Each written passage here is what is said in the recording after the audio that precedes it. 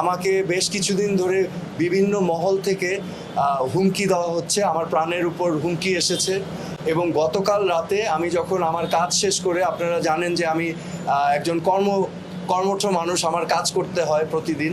আমি কাজ থেকে যখন রাতে ফেরত যাচ্ছিলাম আমার ডিওএইচএস এর বাসায়, আমাকে একটি মোটরসাইকেল চালক আমাকে ছায়ার মতো ফলো করে।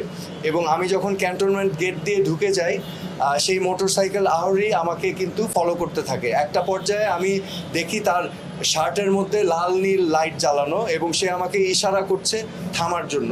তো আমি বুঝতে পারছিলাম না যে এটা কে, কারণ সাধারণত ক্যান্টনমেন্টের ভিতরে তো এমপিরা থামায়। তো আমি থামিয়েছি কারণ তার লাল নীল লাইট দেখেছিলাম। থামাবার পর তাকে আমি অনেকবার জিজ্ঞেস করলাম যে আপনি কে, আপনার পরিচয় কি, আমাকে কেন থামতে বলছেন। উনি বারবার আমাকে বলছেন যে আমাদের লোক আসবে, আপনার থামতে হবে। তো আমি আবারও বললাম যে কেন, আপনার পরিচয় কি এবং কারা আসবে। তো এক পর্যায়ে আমি তাদের জিজ্ঞেস করলাম আপনি কি আমাকে চিনতে পেরেছেন। তো উনি বললো হ্যাঁ আপনাকে চিনতে পেরেছি, আপনি সোহেল তাজ। তখন আমি আরও পাজলড হয়ে গেলাম যে সে তো আমাকে চেনে। তো আবার জিজ্ঞেস করতে থাকলাম, এরকম অনেকবার জিজ্ঞেস করার পর আমি গাড়ি সাইড করে রেখেছি। তাকে ফোনে বলতে শুনলাম যে হ্যাঁ উনি জাহাঙ্গীর গেট দিয়ে ঢুকে গিয়েছে, আপনারা এখানে এই লোকেশনে আসেন। না জাহাঙ্গীর গেট দিয়ে ঢুকে গেছেন, উনি ক্যান্টনমেন্টে ঢুকেছেন। তো এরকম কয়েকবার বলার পর আমি তাকে আবার বারংবার জিজ্ঞেস করলাম পরিচয় কি, কেন আমাকে থামিয়েছেন। সে কোনো সদুত্তর দিল না। কিছুক্ষণ পর আবার সে ফোনে কথা বলে তারপর আস্তে করে মোটরসাইকেল নিয়ে আমাকে বললে আপনি চলে যেতে পারেন, বলে উনি চলে গেল। সো আমার কাছে যেটা প্রতীয়মান হয়েছে বা আমি যেটা উপলব্ধি করতে পেরেছি, সে যেই ব্যক্তির সাথে কথা বলছিল তারা অন্য স্থানে অবস্থান নিয়েছিল। তো তারা ভেবেছিল আমি হয়তো মহাখালী দিয়ে যাব, এবং আমি যেহেতু ক্যান্টনমেন্ট দিয়ে এসেছি, সে বারবার বলার চেষ্টা করছিল যে আমি ক্যান্টনমেন্ট জাহাঙ্গীর গেট দিয়ে ঢুকেছি। সো এটা আমি মনে করছি, আমার অনুমান যে এখানে একটা দুরভিসন্ধি ছিল, এখানে একটা দুর্ঘটনা বা অঘটন ঘটাবার পরিকল্পনা ছিল। সো আমি আজকে এই বিষয়গুলো নিয়ে মাননীয় স্বরাষ্ট্র উপদেষ্টার কাছে অবহিত করতে এসেছি।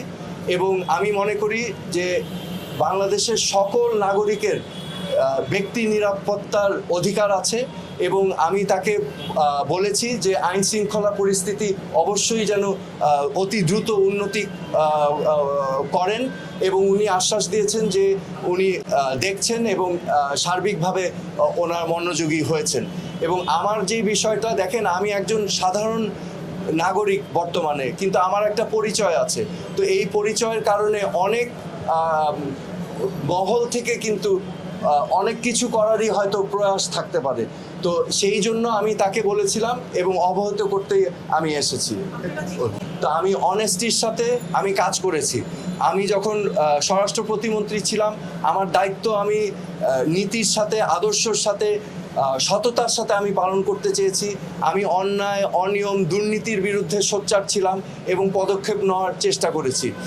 পরবর্তীতে আমি পদত্যাগ করার পরেও সময়ে সময়ে কিন্তু আমার উপরে নানাভাবে নানা কিছু করা হয়েছিল। 2013 সালে আমার এক ভাগিনা রাকিবকে পুলিশ নিয়ে নির্যাতন করেছিল, সেটা নিয়েও মামলা হয়েছিল। পরবর্তীতে 2018-19 সালে আমার আরেক ভাগিনা, ওকে কিন্তু অপহরণ করে এই যে আজকে যে আয়নাঘর আছে, সেই আয়নাঘরে 11 দিন রাখা হয়েছিল।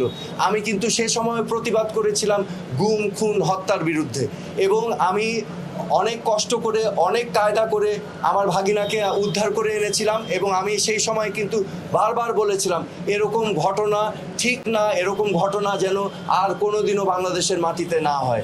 তো আমি সবসময় প্রতিবাদ করে এসেছি আমার অবস্থান থেকে। আমি তো একজন সাধারণ নাগরিক, আমারও তো নিরাপত্তার একটা বিষয় থেকে যায়, তাই না? তো আমার অবস্থান থেকে আমি চেষ্টা করেছি, সবসময় বলেছি, অন্যায়ের বিরুদ্ধে আমি কথা বলেছি। এবং বর্তমানে আমি যেটা ফিল করছি যে এখানে যেহেতু একটা পরিস্থিতি বিরাজমান আছে, এখানে বিভিন্ন মহলের থেকে স্বাভাবিকভাবে হতে পারে। আমার আরেকটা পরিচয় আছে, আমি বাংলাদেশের প্রথম প্রধানমন্ত্রীর সন্তান।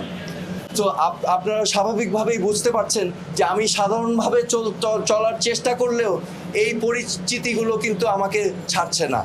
তো সেই কারণেই আমি আমার নিরাপত্তা নিয়ে একটু শঙ্কিত, কারণ আমারও অধিকার আছে একজন সাধারণ নাগরিক হিসেবে বেঁচে থাকার।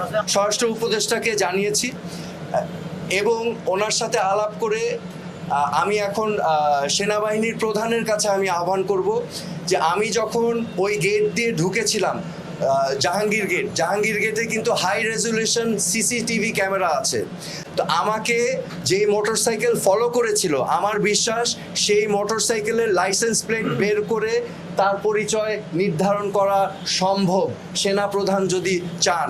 হ্যাঁ, আমি টাইমটাও বলে দিচ্ছি, আমি জাহাঙ্গীর গেট প্রবেশ করেছি 10:50 বা 51 থেকে 10:55 বা 56-র মধ্যে গতকাল রাতে।